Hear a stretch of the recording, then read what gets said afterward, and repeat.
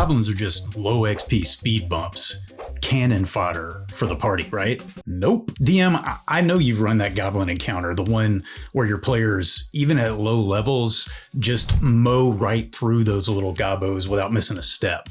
Honestly, all you have to do is take a look at the monster manual to know you're probably not running goblins to their full potential. When you run them correctly, goblins are more than just a minor annoyance. They're chaotic, dangerous, and an absolute blast. Hey there, adventurers. My name is Judd, and this is Short Rest Studios, where we believe fun builds community. Goblins are some of the first monsters players face and that DMs run. They're a staple of D&D and fantasy role-playing. Some might even say they're overused. But just like with last week's kobolds, we DMs are often just looking at the stats and rolling the dice. We're not really using all the information at hand to create a fun experience. Because if we were, we'd see just how dangerous and ridiculous goblins could be in our games, and how much fun our players could actually have facing them. You want to stick around to the end of this video because I'm going to tell you one of my favorite ways to inject chaos into a goblin encounter. Yes, goblins are easy to kill. No, they're not very smart or strong, but they've got incredible potential. You don't need to change them. You don't even need to team them up with other monsters. Goblins have their own strengths and weaknesses and traits that actually give them character and make them scary. And honestly, that can bring on uncontrollable fits of laughter. So let's take a look at the lore and the stats, and let me show you how you can make the most memorable goblin encounters possible. Just a heads up, I'm using the 2014 Monster Manual here. There are actually some substantial changes to goblins in the latest manual that might affect how you run them, and frankly, I prefer the classic. The Monster Manual describes goblins as small, selfish, greedy, and black-hearted.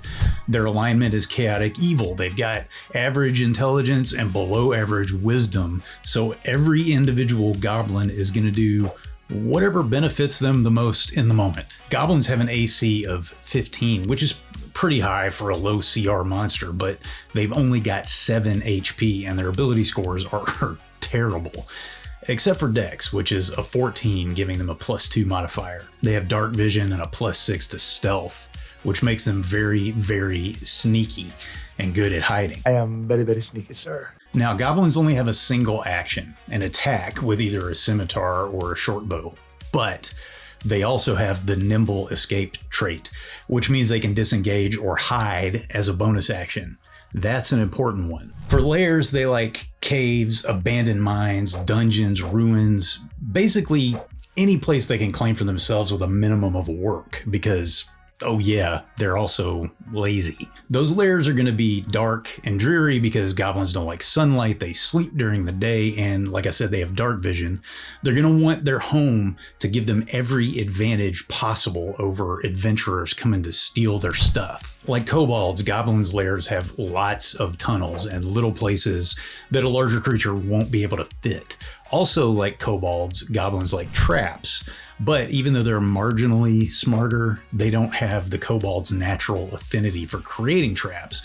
So if there's a clever trap or a mechanically complex one in a goblin lair, they probably stole it or found it. With that healthy stealth bonus, goblins want to know when the adventurers are coming to steal their loot so they can hide and position themselves for an ambush before the PCs get there.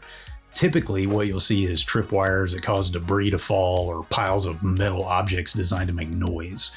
Basically, DIY alarm systems to help them maintain really the only edge they have. So let's say your players enter an ancient dungeon, long abandoned, lots of debris, cave-ins, it's dark, it's smelly. The party fails to find a trap, so your fighter triggers a tripwire, bringing down a hail of old rusty scrap armor and rocks just past the doorway at the far end of the corridor. The party makes their way down the corridor and steps into a large stone chamber. There are piles of debris, maybe the crumbling remains of columns scattered around. There's another doorway at the far end of the chamber and a tiny passageway off to the right. Even with a torch lit, the room looks empty. That's when they get hit with a hail of arrows. See, the goblins are hiding behind those piles of debris and crumbled columns 30 to 40 feet away from the party. They stick their heads out to loose an arrow, then immediately they haul butt to another hiding place. In his book, The Monsters Know What They're Doing, Keith Amine says that this is sort of the core goblin ambush tactic. They stay far enough away that they can hit you using the available terrain, debris, whatever to hide, but they stay out of melee range. And it's got to go in that order: shortbow, move, hide, which of course is a bonus action. This way, they never end a turn exposed, which helps them keep the advantage. And don't forget, you can be creative with their weapons too. Maybe they found a barrel of tar and they're hitting your players with flaming arrows. Also, there are surprises you can introduce prior to or during the ambush. Goblins like rats. Maybe somewhere on the other end of that small passageway to the right, there's a gobbo holding the latch to a cage. He releases it when he hears the alarm, and a horde of rats comes rushing in to assault your PCs. When it comes to melee combat, one decent hit to a goblin could be fatal. That means goblins are going to do everything they can to avoid melee unless they have a massive advantage. Individually, they're weak, but they're at least smart enough to know that. So if they have to fight up close, they want to make sure their numbers are overwhelming.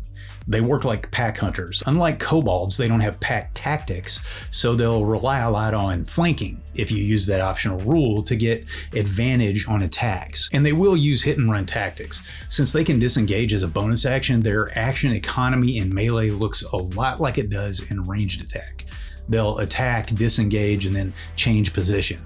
If they can't take a foe out quickly, like in a turn or two, because they have so few hit points, or if they're wounded, they'll take off and try ranged attacks again, or they'll just run away. And even if they have to get into melee, they will keep trying to lead your players into another ambush. Maybe that next doorway leads to another chamber with more angry goblins waiting to drop rocks on their heads. If the battle really starts to go in the PC's favor, well, the goblins are cowards. It's not worth it. They're gonna run away. And I should mention the goblin boss. This guy is a real piece of work. He's beefier than a regular goblin. He has more hit points and he does more damage with his multi-attack, even though the second attack has disadvantage. He's got nimble escape and all that, but he can use his redirect attack reaction to shove another goblin within 5 feet of him into the path of an attack that hits him. In other words, he's bigger and stronger than his buddies, but he's going to use them as meat shields. If you're looking for a new crazy setting to drop your goblins into, or you just want to take your next session somewhere weird and wonderful, check out The Wandering Tavern from today's sponsor, Homie and the Dude. The Wandering Tavern is a sprawling 180 plus page, system agnostic, Studio Ghibli inspired floating city.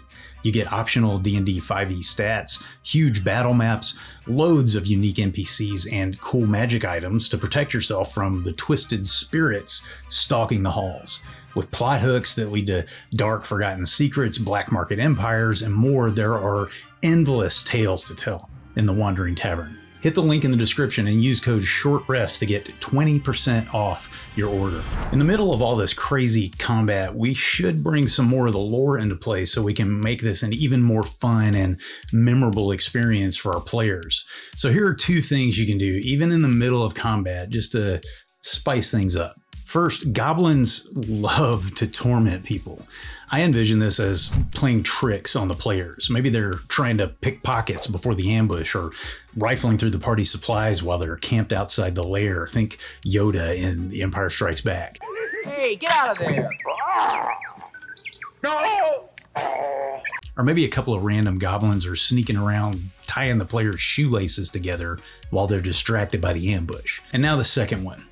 And I promised at the beginning of this video that I was going to tell you one of my favorite ways to inject some chaos into your goblin encounter.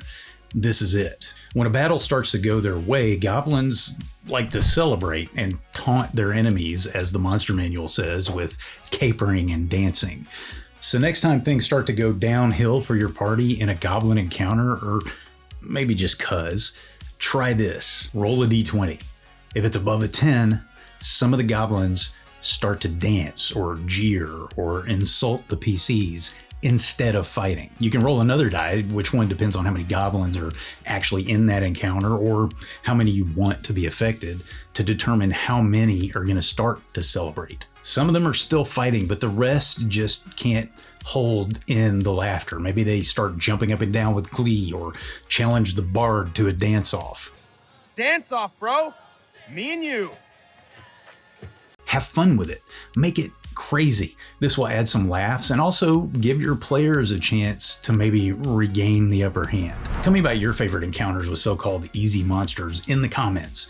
If you enjoyed this video and want more of this kind of content, like, subscribe, and hit that notification bell. And please consider supporting this channel by joining the Adventurers Guild at patreon.com/shortreststudios or by hitting the join button under the video.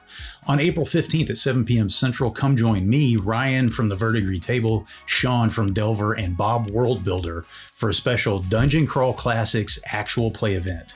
It's going to be a load of laughs, I promise you. If you haven't yet, check out the first video in this series to see how to create the craziest kobold encounters you've ever seen. And I'll see you next time on Short Rest Studios.